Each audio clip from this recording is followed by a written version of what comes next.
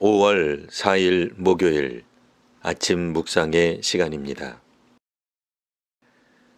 오늘 우리에게 주시는 하나님 말씀은 구약성경 민수기 22장 21절에서 30절까지 말씀입니다. 발람이 아침에 일어나서 자기 나귀의 안장을 지우고 모압 고관들과 함께 가니 그가 감으로 말미암아 하나님이 진노하심으로 여호와의 사자가 그를 막으려고 길에 서니라. 발람은 자기 나귀를 탔고 그의 두 종은 그와 함께 있더니 나귀가 여호와의 사자가 칼을 빼어 손에 들고 길에 선 것을 보고 길에서 벗어나 밭으로 들어간지라. 발람이 나귀를 길로 돌이키려고 채찍질하니 여호와의 사자는 포도원 사이 좁은 길에 섰고 좌우에는 담이 있더라. 나귀가 여호와의 사자를 보고 몸을 담에 대고 발람의 발을 그 담에 짓누르매 발람이 다시 채찍질하니 여호와의 사자가 더 나아가서 좌우로 피할 데 없는 좁은 곳에 선지라. 나귀가 여호와의 사자를 보고 발람 밑에 엎드리니 발람이 노하여 자기 지팡이로 나귀를 때리는지라. 여호와께서 나귀 입을 여시니 발람에게 이르되 내가 당신에게 무엇을 하였기에 나를 이같이 3번을 때리느냐. 발람이 나귀에게 말하되 내가 나를 거역하기 때문이니 내 손에 칼이 있었다면 곧 너를 죽였으리라. 나귀가 발람에게 이르되 나는 당신이 오늘까지 당신의 일생 동안 탄 나귀가 아니냐. 내가 언제 당신에게 이같이 하는 버릇이 있었더냐. 그가 말하되 없었느니라. 아멘.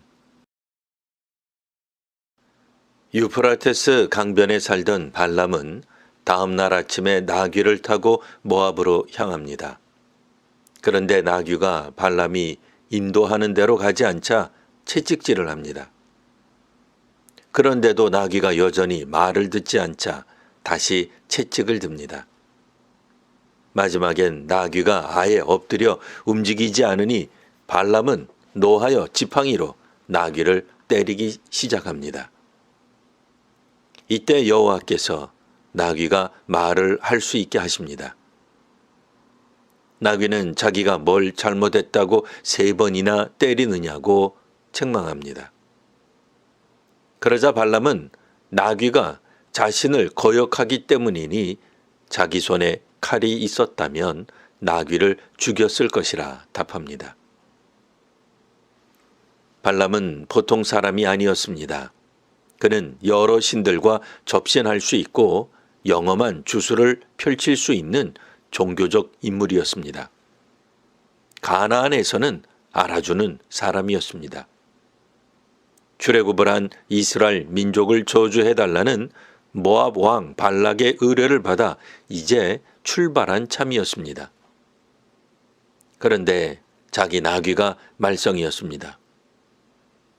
자기 말을 듣지 않고 제 맘대로 길을 벗어나고 담에 부딪히고 이젠 주저앉아 움직이지 않고 있습니다.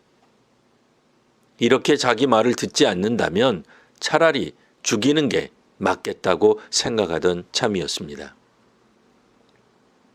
성경에서 나귀는 정결하지 못한 짐승으로 간주됩니다. 그래서 음식이나 희생 제물로 사용되지 않았습니다. 일반적으로 나귀는 어리석고 통제하기 어려운 짐승으로 여겨졌습니다. 이런 나귀가 오늘 길 가운데 선 하나님의 사자를 봅니다. 하나님의 사자가 칼을 들고 있는 것을 본 나귀는 어떻게 해서든 피하고자 합니다.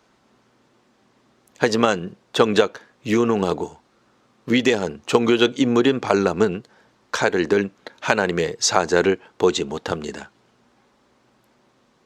나귀가 말하는 것이 놀랄 법도 한데 발람은 아무 주저함 없이 나귀와 대화합니다. 하나님께서 나귀가 말하도록 하심을 눈치채지 못합니다. 그저 자기 말을 듣지 않으니 나귀를 죽여도 정당하겠다는 말을 할 뿐이었습니다. 발람이 나귀에게 한 말이 하나님께서 발람에게 하시려는 말씀입니다. 하나님의 말씀을 듣는다는 점에서 이방 종교 주술사인 발람은 마치 이스라엘의 선지자와도 같습니다. 발람은 이스라엘을 저주하려는 모압 왕 발락이 인정하는 신의 대리인입니다. 그렇기에 하나님은 발람을 모압 왕에게 하나님의 뜻이 무엇인지 전하는 통로로 사용하시려고 합니다. 그런 점에서 종교인 주술사 발람은 하나님의 뜻을 분명하게 전해야 했습니다. 하지만 발람은 탐욕의 눈이 멀어 하나님의 뜻을 온전히 선포하지 못할 여지가 있었습니다. 마치 동화처럼 펼쳐진 오늘 본문에서 발람은 자기 길을 막고 있는 하나님의 사자를 인식하지 못합니다. 반면 정결하지 못한 짐승이며 통제하기 어려운 짐승으로 간주되는 나귀는 하나님의 사자를 알아봅니다. 발람은 하나님의 신탁을 통해 모압 왕의 제안을 거절한 바 있습니다. 하지만 더 큰 재물과 혜택을 보장하는 두 번째 제안에 신의 뜻을 다시 묻습니다. 이는 발람이 자신이 원하는 답이 나올 때까지 신탁을 받으려 함을 보여줍니다. 하나님께서는 이방인 주술사 발람의 입을 통해 하나님의 뜻이 무엇인지를 분명하게 알려주셨습니다. 앞선 18절에서는 그 집에 가득한 은금을 내게 줄지라도 내가 능히 여호와 내 하나님의 말씀을 어겨 덜하거나 더하지 못하겠노라. 29절 발람이 나귀에게 말하되 네가 나를 거역하기 때문이니 내 손에 칼이 있었다면 곧 너를 죽였으리라. 그렇기에 35절에서 여호와의 사자는 발람에게 내가 네게 이르는 말만 할지니라 말씀하셨습니다. 사역자는 하나님께서 맡겨주신 일을 해야 합니다. 하나님 나라 복음을 증언하는 선교적 교회이어야 합니다. 각자에게 주어진 사명을 잘 감당하는 성도와 한국교회가 되시기를 기원합니다. 기도하겠습니다. 하나님, 해야 할 일을 잘 감당하는 그리스도인이 되게 하옵소서. 맡겨진 일을 잘 수행하는 교회와 사회가 되게 하옵소서.